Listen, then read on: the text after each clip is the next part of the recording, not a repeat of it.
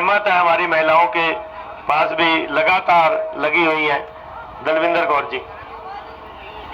सबसे पहले मंच पर विराजे मेरे बुजुर्ग भाई बहनों और मेरे नौजवान बच्चे, मेरी बहना, सबको मेरी निम्रता सहित प्रणाम है। काले कानूनों का तो सबको बच्चे बच्चे को नॉलेज हो गया कि गवर्नमेंट ने जो काले कानून पास किए हैं। इस तो पहला तो मैं बहुत ज़्यादा होर भी गदर देखे आ। कारगिल का युद्ध, मेरे हसबैंड आर्मी दे विच मेजर सीगे और मैं 35 साल आर्मी स्कूलों की प्रिंसीपल ही रही हाँ डिफरेंट स्टेशन ऑफ इंडिया, अलग अलग स्टेट्स के विच। कोई स्टेट नहीं है जिथे मैं जॉब नहीं की, जहाँ मैं कोई युद्ध नहीं देखा जिथे खुद नौजवान अफसरां नूं, नौजवानों नूं शहीद होंदे मैं आपदी अखां नाल देखदी हुंदी सी उन्हां नूं। उस तो बाद 84 का भी दंगा भोगिया, वो भी अपने सिर ते बर्दाश्त किया। उस तो बाद अतवाद भी सहिया, वो भी अपने सिर ते सहिया। पर ये सारे जुल्मां तो सब तो बड़ा जुल्म जिहड़ा बीजेपी सरकार ने साडे ते कीता, इहदा कोई अंत हिसाब ही नहीं है। ऑल इंडिया दे विच एक एग्जाम्पल मेरी कली दी हो, जो एक औरत, विधवा औरत 3 दुकानां आड़त दियां चला रही है। जदों आड़त दियां दुकानां चलाउण तो जदों ये सानूं काले कानूनां दा पता चलिया, साडे मंडी बोर्ड नूं खत्म करते आई गवर्नमेंट, तां असीं सारी आड़ती एसोसीएशन इकट्ठे होके असीं ਸਿੰਘੂ बार्डर ते पहुंचे। असीं ਸਿੰਘੂ बार्डर ते बैठे आ तां उधर साडीआं दुकानां ते साडे घरां ते छापे मारन लग गई गवर्नमेंट। असीं वो चीज़ां भी बर्दाश्त कीतियां।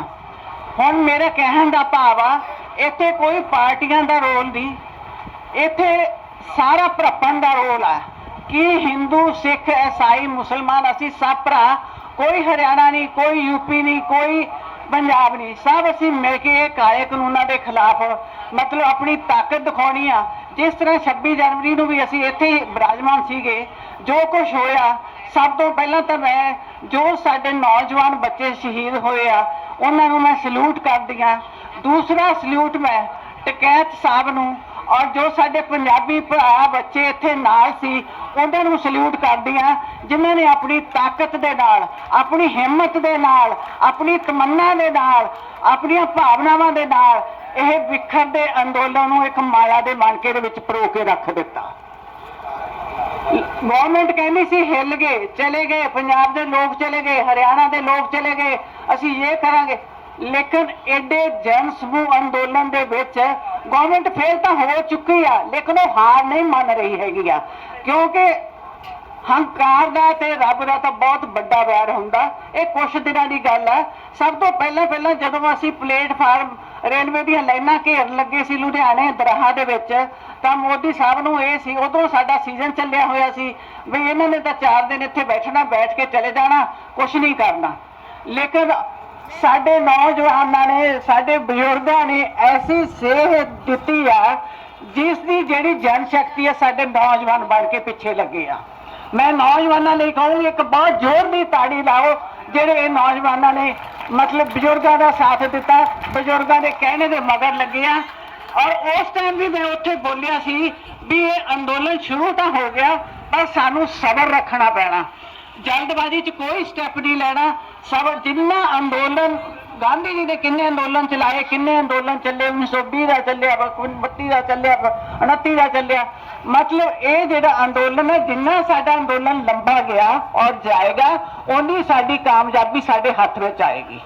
सरकार तो फेल हो चुकी है, कोई शक नहीं ये तो ओदियां कुछ चालां वा जो हो सकती है। हो सकता भी मैं किसान भावां नूं बेवकूफ बना के कामयाब होगी पर नहीं हो सकती, अंदरों वो टुट चुकी है।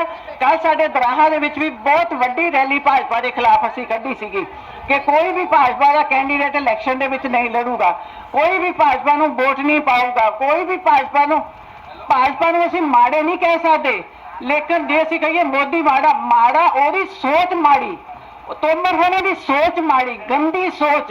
लेकिन जेडे मैं तो कहनी किसी देश का प्राइम मिनिस्टर इदा का नहीं होया, इंटरनेशनल लेवल तक उसने अपनी बदनामी खट ली है, वह बाहर कहीं निकल जा सकता, कोई देश नहीं उसको मुंह लाएगा, कोई पब्लिक उसको मुंह नहीं लाओ। यह एक कुत्ते की मौत आएगी, उसको एक कुत्ते की मौत। किन्ने किसानों उसने ਆਤਮਾ ਨੂੰ ਤੰਗ ਕੀਤਾ। ਕਿੰਨੀਆਂ ਮਾਵਾਂ ਦੇ ਬੱਚੇ ਚਲੇ ਗਏ, ਕਿੰਨੀਆਂ ਭੈਣਾਂ ਦੇ ਭਰਾ ਚਲੇ ਗਏ। ਉਹ ਇੱਕ ਲਫ਼ਜ਼ ਤੱਕ ਨਹੀਂ ਉਸਨੇ ਹਮਦਰਦੀ ਦਾ ਬੋਲ ਕੇ ਦੇਖਿਆ। ਸੋ ਮੇਰੀ ਆਖਰੀ ਬੇਨਤੀ ਹੈ ਵੀ ਅਸੀਂ ਸਾਰੀਆਂ ਭੈਣਾਂ, ਉਹ ਔਰਤ ਸੀ ਜਿਹੜੀ ਪਹਿਲਾਂ ਸਮੇਂ ਚਾਰ ਦੀਵਾਰੀ ਵਿੱਚ ਰਹਿੰਦੀ ਸੀ, ਅੱਜ ਉਹ ਔਰਤ ਨਹੀਂ ਰਹੀ ਆ।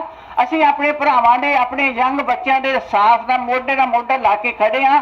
ਹੋ ਸਕਦਾ ਅਸੀਂ ਆਪਣੇ ਖੂਨ ਦਾ ਆਖਰੀ ਕਤਰਾ ਵੀ ਇੱਥੇ ਬਹਾ ਕੇ ਹੀ ਜਾਈਏ, ਸਾਡਾ ਆਖਰੀ ਸਾਹ ਵੀ ਇੱਥੇ ਨਿਕਲੇ। ਸੋ ਸਾਰੇ ਬਹੁਤ ਮੇਰੀ ਬੇਨਤੀ, ਹੱਥ ਬੰਨ੍ਹ ਕੇ ਰਲ ਮਿਲ ਕੇ, ਜੋਸ਼ ਵਿੱਚ ਨਹੀਂ ਆਉਣਾ, ਹੋਸ਼ ਦੇ ਨਾਲ ਆਪਾਂ ਇਹ ਜਿੱਤ ਜਿੱਤਣੀ ਆ। ਤੇ ਕੋਈ ਗੱਲ ਵੱਧ ਘੱਟ ਹੋਈ ਹੋਵੇ ਤਾਂ ਭੁੱਲ ਚੁੱਕ ਮਾਫ ਕਰਨੀ। ਦੁਬਾਰਾ ਫਿਰ ਜਿਹੜੇ ਸ਼ਹੀਦ ਹੋਏ ਮੇਰੇ ਬੱਚੇ, ਉਹਨਾਂ ਨੂੰ ਮੈਂ ਸਲੂਟ ਦਿੰਦੀ ਆ। ਦੁਬਾਰਾ ਫਿਰ ਮੈਂ ਟਕੈਤ ਸਾਹਿਬ ਤੇ ਮੇਰੇ ਪੰਜਾਬੀ ਬੱਚੇ ਜਿਹੜੇ ਉਸ ਰਾਤ ਨੂੰ ਇੱਥੇ ਸੀ, ਉਹਨਾਂ ਨੂੰ ਮੈਂ ਫਿਰ ਉਹਨਾਂ ਦੇ ਹੰਝੂਆਂ ਨੂੰ ਸਲੂਟ ਦਿੰਦੀ ਆ। ਵਾਹਿਗੁਰੂ ਜੀ ਕਾ ਖਾਲਸਾ, ਵਾਹਿਗੁਰੂ ਜੀ ਕੀ ਫਤਿਹ।